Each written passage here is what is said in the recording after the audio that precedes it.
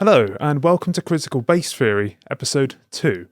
In the previous episode, The Hyperreality of Wokeness, we combined Marcuse's theory about capitalism's annexation of its opposition and Jean Baudrillard's complete theory of commodity fetishism to provide us with a framework that allows us to see more clearly wokeness as the social pathology that it is.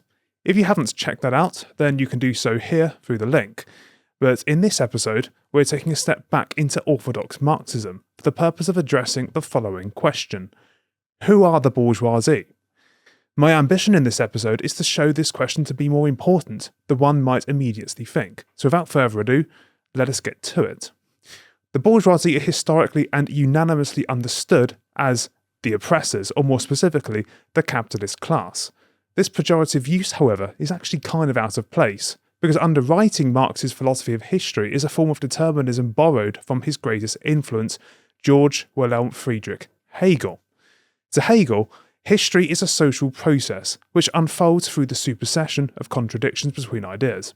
Reason has a direct presence in the world through human agency, and conflicts between ideas express themselves in the form of war, where social contradictions are ultimately resolved. This gradual supersession of contradictions represents humanity, or spirit as Hegel calls it, progressively realising its innate capacity for reflection, freedom, and self-determination. True freedom to Hegel is where spirit sets itself in the world, where all antagonisms between the particular and universal elements of the human condition are overcome. This, to be sure, is the opposite of the Rousseauian view that man is free in its purely unsullied form. Now, Marx accepts history as the medium through which human freedom is realised. However, he dismisses the idea that conflicts are an intelligible matter. Hegel's philosophy of history, with its primary focus on ideas, works from a position that, in Marx's view, is fundamentally alienated from the real world. Such an epistemic position, Marx and Engels say, represents not the interests of the proletariat, but the interests of human nature or man in general, who belong to no class, has no reality, who lives only in the misty realm of philosophical fantasy. Rather than engaging with the world as it is, Hegel then only speculates on the historical variables which give it its character. To Marx, ideas are the product of material conditions that people endure, not the other way around. It is not ideas per se, but material conditions which determine a person's behaviour, their consumptive habits, and ultimately the ways in which they interact with others around them. Any philosophy of history then, or science of history to Marx, should be based on the social relationship between man, and this is what he regards as materialism. As Marx and Engels say themselves, it is not the consciousness of men that determines their being, but on the contrary, their social being that determines their consciousness. This provides the cornerstones for dialectical materialism, the reconfiguration of history as the history of class struggle, the social struggles of which emerge from autonomous forces of production. Today, this is between the bourgeoisie and the proletariat. To Marx, the bourgeoisie are the last class before the end of history, but the specific character that the bourgeoisie assumes can't be separated from the class struggles which predate them. In the earliest societies, class struggle was purely a matter between free men and slaves. In the days of the Roman Empire, it was between the plebs, knights, slaves, and the patricians. In feudalism, it was between the lords, serfs, vassals, guildmasters, journeymen, and apprentices. Modern society as we know it today emerged from the ashes of feudalism, but more specifically, it emerged from the serfs' migration from the countryside to the earliest towns, to become the earliest enterprising individuals known as burghers, the most successful of whom evolved into the incredibly affluent modern bourgeoisie, who have been the object of criticism across all Marxist scholarship ever since. To Marx, the simplification of class divisions is a unique feature of modern society. Whilst the bourgeoisie have created huge levels of prosperity, poverty is an immediate byproduct of it. This divides society between those who own property, the bourgeoisie, and those who do not own property, the proletariat, who are dependent on wage contracts provided by the bourgeoisie to attain their means of subsistence. Only one of these two classes, then, the bourgeoisie, can enjoy the accumulation of wealth. To Marx, the wealth the bourgeoisie enjoys is actually labour that is stolen from the proletariat. This theft of labour occurs because the fixed value that the proletariat earns from their wage contracts ensures that they get paid less than what they actually produce during the working day. And what's more, the bourgeoisie has a perpetual incentive to intensify labour conditions and to continue suppressing wages. Why? Because doing so produces a greater surplus or profits for them to enjoy. What sometimes goes amiss in Marxist scholarship, however, is that Marx acknowledges the bourgeoisie to have genuinely been a revolutionary and progressive class at one time. To paraphrase Marx and Engels themselves, they put an end to all feudal patriarchal idyllic relations. They pitilessly tore asunder the feudal ties that bound man to his natural superiors, and left remaining no other nexus between man and man than naked self-interest and callous cash payment. They drowned the most heavenly ecstasies of religious fervour, of chivalrous enthusiasm, of Philistine sentimentalism in the icy water of egotistical calculation. They stripped of its halo every occupation hitherto honoured and looked up to with reverent awe. They converted the physician, the lawyer, the priest, the poet, the man of science into paid wage labourers. Not only did the bourgeoisie burst the fetters of organised religion and work to expose the irrationalism behind unaccountable authority, but it had a proactive role in facilitating the collective awareness as men being the creators of their own social worlds. History seems to give this some weight. In France, the bourgeois intelligentsia, known as the men of letters, used their position in the press, salons and coffee shops to challenge the ancient regime's persecution of the true wealth creators in Paris, in addition to challenging its right to rule on the grounds of ecclesiastical authority alone. In the UK, the bourgeoisie were, of course, the arbiters of the Industrial Revolution, the innovators of the technology that the proletariat, to Marx, is destined to inherit and prosper with. This principle, of course, applies in every country where the bourgeoisie are the dominant class. So while it is loosely assumed that Marx advocates for the destruction of everything bourgeois, he actually acknowledges the bourgeoisie's innovations to be a necessary and valuable moment in the realisation of humanity's true nature as a species. However, as with all other dominant classes throughout history, the bourgeoisie's overthrow is inevitable. And this is because at the heart of bourgeois society is an irresolvable contradiction, consisting in the fact that the wealth which the bourgeoisie enjoys is produced at the very expense of the proletariat, the very class that both creates the value and knows the production process most intimately. In what is known as the immiseration thesis, Marx holds that socio-economic conditions will become untenable enough for the proletariat to eventually have no choice but to rise up. And this is quite literally because, by this point, they will be starving. And as we know in Marx, material forces dictate. As indicated earlier, however, the bourgeoisie's cold rational character is underwritten by the material conditions from which they emerged as a class. Capital has a hold over them as much as it has a hold over everyone else, as Marx illustrates in his 1861 economic manuscripts.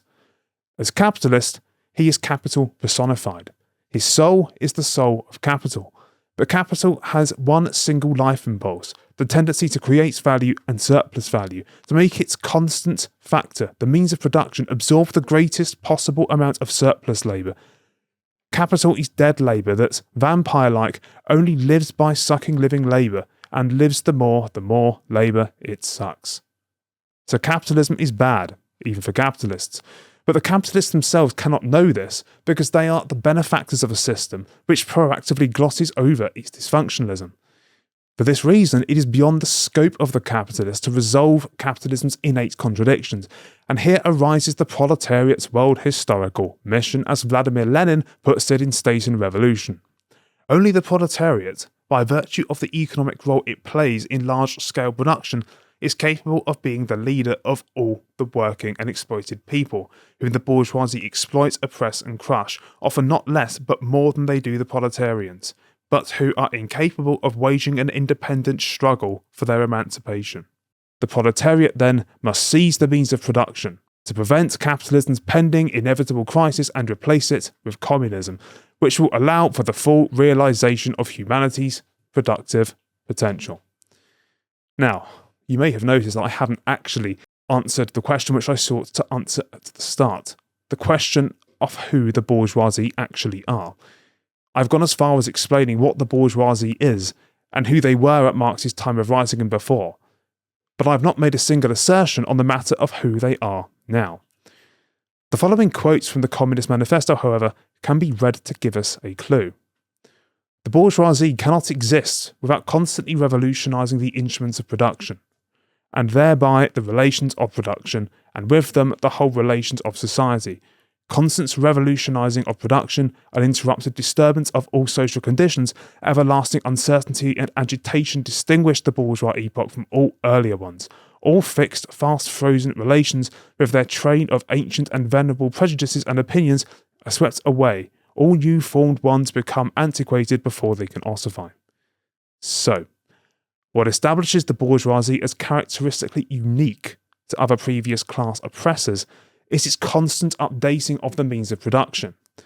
This is not only to maximise efficiency, but to sustain its position in power, which it does through creating ongoing disturbances which ensure that those beneath remain unable to see the contradictions in front of them. In Marx's time, this principle would have applied almost exclusively to the owners of the industrial warehouses, his theory being that updates to production are regularly brought in not only because they increase efficiency, but because they renew the balance of power in the bourgeoisie's favour. At this time, industrial workhouses were the height of technological advancement. But this is not the case anymore. The height of technological innovation is now not in the hands of multiple factory owners, but in the hands of corporate elites who have evolved to have a monolithic hold over every aspect of our lives. Such is the scale of their size and influence that these platforms have outgrown political constitutions and purposely work to undermine elected officials in the highest positions of office. Of course, Marx wouldn't have lost sleep over the deplatforming of capitalists. However, this particular situation, consisting in a private corporation somehow outgrowing the constitutional power of a recognised state, is precisely what Marx anticipated would happen under capitalism. Given the sheer scale of wealth and power these corporations have accumulated, their efforts to align themselves with the image of social progress at every given opportunity are unlikely to be a coincidence. And the reason for this is simple. In the case of big tech, the poverty that they engender is literally beneath their feet. Just like the bourgeoisie of old, the modern equivalent eclipses class divisions it perpetuates by exponentially changing the goalposts. Rather than changing the means of production as per the bourgeoisie of old, the modern equivalent sustains the balance of power by changing the technology, thus compelling users to change the way they interact with each other so that they can retain the illusion of having control over their social lives. Users are reduced to permanent states of passivity, and in such states, the corporations producing the technology are in a position to redefine who the oppressors and the oppressed are at their own discretion. All of this ties in with the corporate world's obsession with mass immigration. It is often said that behind the internationalist desire to collapse borders is a Marxist plot, but in fact, arguments in favour of unlimited migration are a direct product of bourgeois rationale. An argument heard time and time again, particularly in the UK, is the argument that immigration is on the whole beneficial because it produces an economic surplus. The instrumental nature of this argument, needless to say, is characteristic of the cold bourgeois rationale that Marx alludes to throughout his writings. No consideration is given to the fact that this surplus may come at the expense of the social fabric of communities, nor to the fact that reinvesting this surplus into the suffering communities may actually subject it to further damage. Understood through the Marxian framework, mass immigration and the social friction that it causes is the result of a contradiction within capitalism itself, namely that unregulated capital mobility extended to labourers themselves allows the super-rich to continue to profit from the demise of homogeneous nations. That's correct. There is a genuine incentive to use mass immigration as a means of bursting the fetter of nationhood itself for the furtherance of their own wealth. One would not be wrong to say that Marx understands the bourgeoisie in an excessively narrow way. However, taking in their purely instrumental economic form, Marx's point is rather a profound one. When defined by economic class alone, the bourgeoisie has no allegiance to family, community, morality, or national pride. A process as instrumental and rational as capitalism has no care for the preservation of communities or a nation's character. Rather, nations, communities, and the sentiment that citizens have towards both are actually obstacles standing in its way. Economically speaking, the bourgeoisie have every reason to stop at nothing, to appeal to whatever reason necessary to persuade everyone else that their interests are somehow the interests of all, because any encroachment on capital mobility is an attack on their existence as a class. What if, in this historical moment, the individuals who stand accused as the bourgeoisie are actually the proletariat in Marx's story?